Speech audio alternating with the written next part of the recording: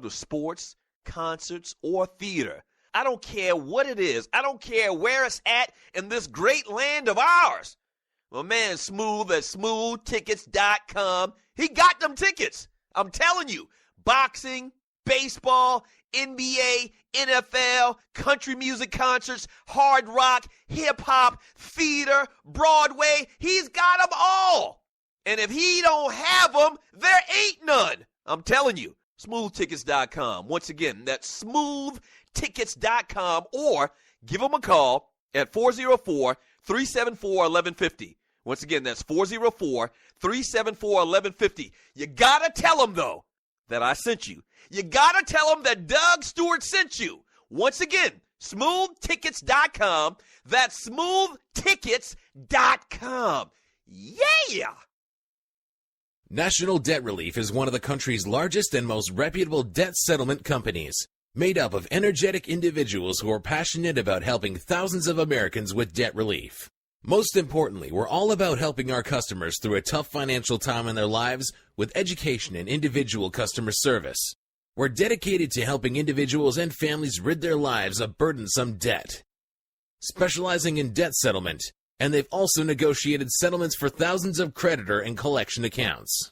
Providing clients with both expertise and proven results, this means helping customers in time of hardship to get out of debt with the least possible cost. It can also mean conducting financial consultations, educating the customer, and recommending the appropriate solution. Core Services offer debt settlement as an alternative. I repeat, alternative to bankruptcy, credit counseling, and debt consolidation. National Debt Relief is your #1 advocate group to help you reestablish financial stability as quickly as possible. So give us a call at 844-828-4975. Again, that's 844-828-4975, and work it out.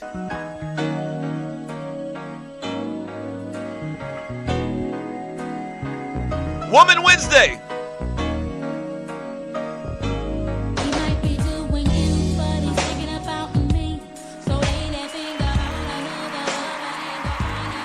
Welcome back to the Doug Stewart Show. Hey, man, y'all do me a favor.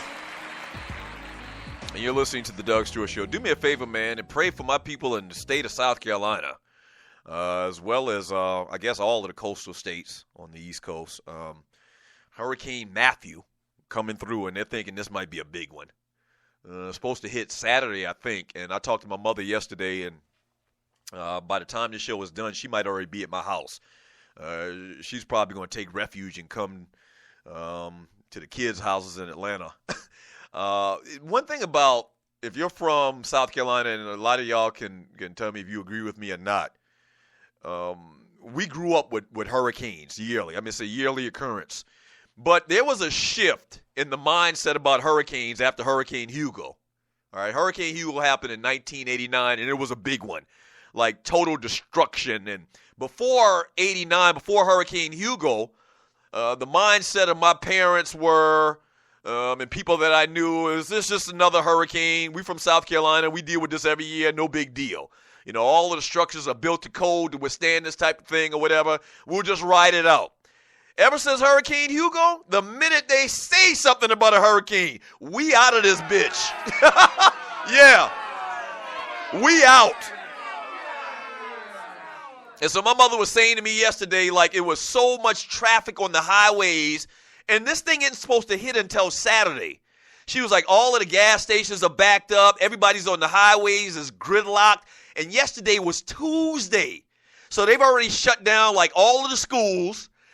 They've already canceled the South Carolina State Bethune-Cookman game that was supposed to go down this Saturday. The governor, Nikki Haley in South Carolina, says that, y'all may have this game between South Carolina and I think it's Georgia this coming weekend, but it probably is not going to be in Columbia because we shutting everything down.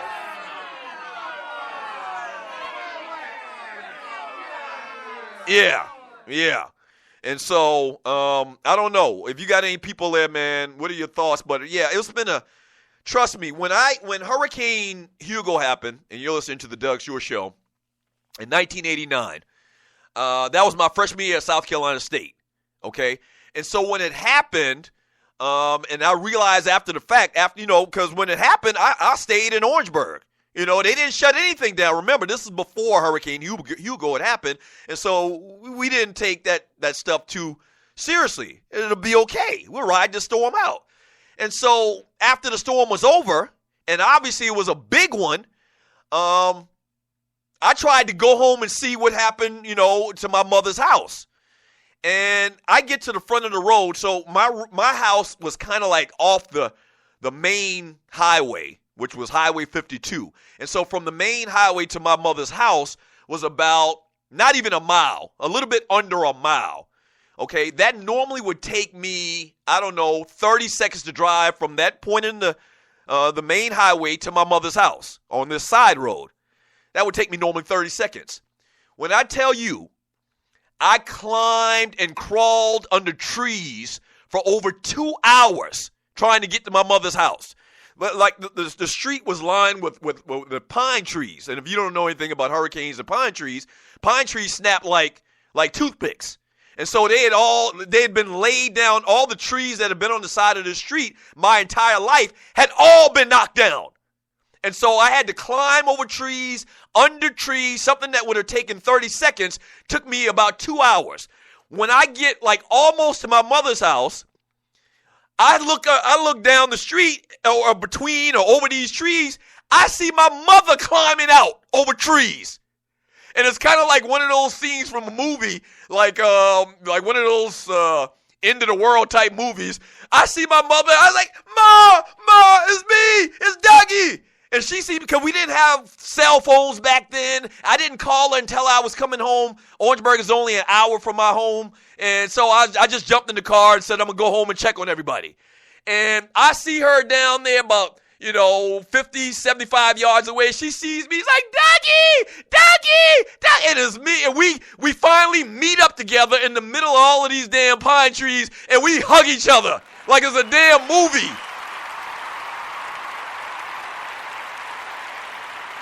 It was crazy.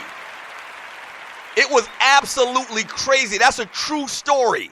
It was crazy. The destruction to my little hometown of Moncks Corner, South Carolina, man, was unbelievable. And it took many, many years. I'm going to say it took over a decade for things to kind of look the same, or maybe even more than a decade. And so the moral of the story is that South Carolina people ain't playing with hurricanes no more. For the most part, people that I know, if it's established that this is going to be a big hurricane or even a moderate hurricane to a degree, they getting out. They getting out.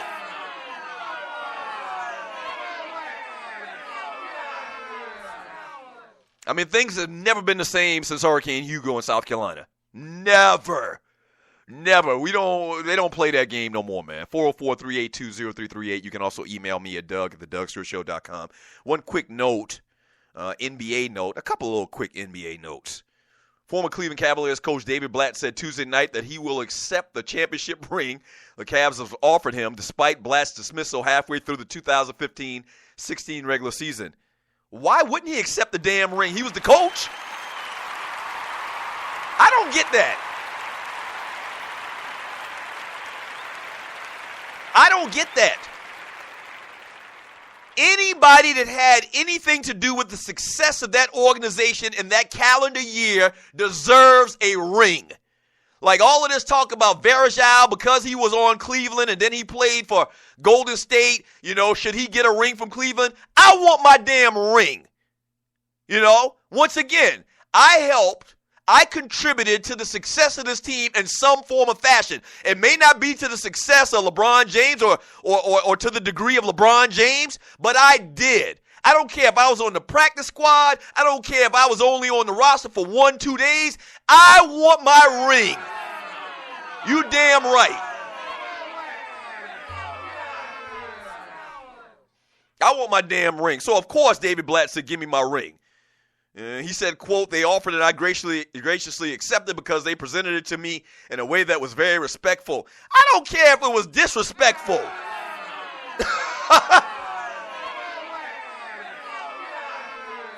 Hey, I don't care. I can't remember the owner's name right now. I don't care if the owner, in presenting me my ring, takes the ring and throws it at me like, here, take your damn ring. I'll be like, fine, I'll take it.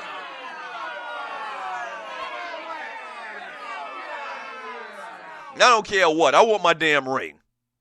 Period. I want my ring. I don't want to hear nothing about that. And the Philadelphia 76ers, if you haven't heard about this, first-round draft pick, Ben Simmons, man. First pick in the draft. He's broken his foot. I mean, the Philadelphia 76ers are freaking snake bit.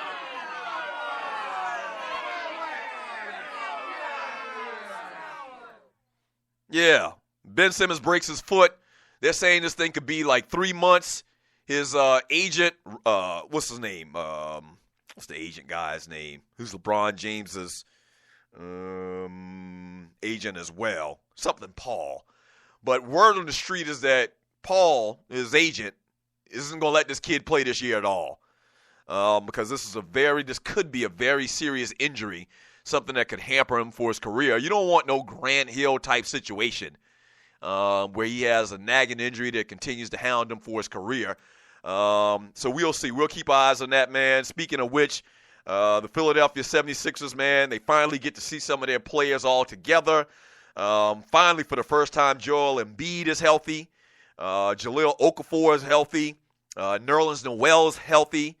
More than 2 years after they drafted Embiid, the often injured 7-footer was in action Tuesday against Boston and showed some good touch around the basket. He finished with the first half with 6 points, 4 boards, and 2 blocks in 13 minutes.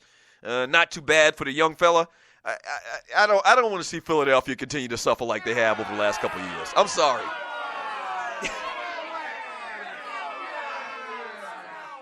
Once again, I reminisce about my youth, man, and the Philadelphia 76ers on Sunday afternoon on CBS against the Boston Celtics was big. Okay, and they've just been bad over the last couple of years. Even the AI years were great for the most part. They were very competitive. They were fun to watch. And I think enough is enough, man. Whatever the basketball gods had against the Philadelphia 76ers, man, please take the hex off them. I'm telling you. Hopefully these boys can stay healthy. Hopefully they can have some type of chemistry, and hopefully they can play better. Clearly they're not going to win a championship this year. You're listening to the Doug Stewart Show.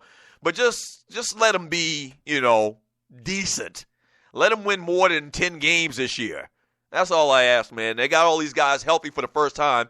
Almost without Ben Simmons. They've got all of these other first picks in the draft from the last couple of years. I just wish them nothing but success, or just to be a little bit better than they've been in the last couple of years. My gosh. Please, enough is enough, basketball gods.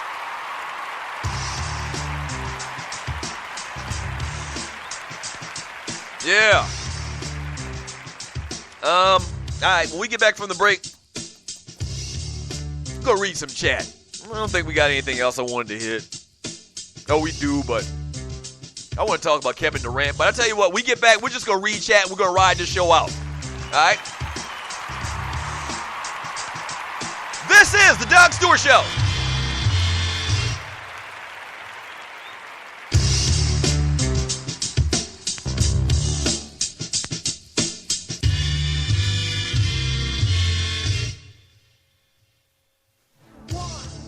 Ladies, have you been experiencing tough times lately? Is your man not eating the potato salad the way he used to? Things a little stressful at work? Well, I'm sure your girls have told you that there's a new spot in town. So come on over to SME After Dark and allow me, Christopher Tracy, and the Honorable Deacon Aloysius Forever Love serve you up with some solutions to your problems in the Lonely Hearts Cafe. If I tell you that I love you, then I love you. If I tell you that I trust you, then I trust you.